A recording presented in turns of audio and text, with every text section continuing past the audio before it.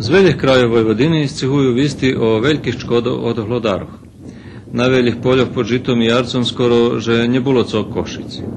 Poľskí myši, tak volaní volucharici, ktorí väčší od myšoch, tam majú i väčší apetit, teraz še už preselili do soji, cukrovej cvikli, krompľoch, ale i do kukurici i všetkých šacov, kde môžu dať co pojesť.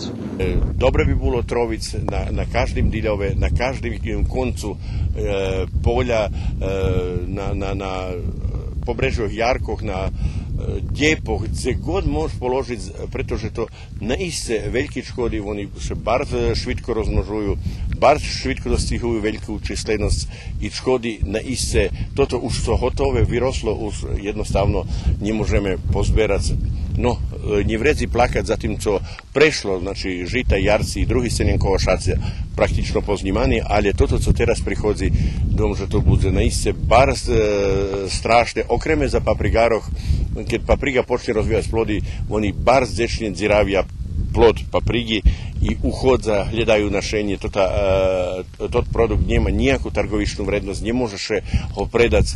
Ešte jedna agrotechničná míra môže pomôcť. A to uhorenie v Cernjankoch i druhých poľoch za zňatý urožaj, i to vo viaznovodne, keď prisutní vrani, čajky i drugi ptici, ktorí pojedza v oraných škodljivcoch.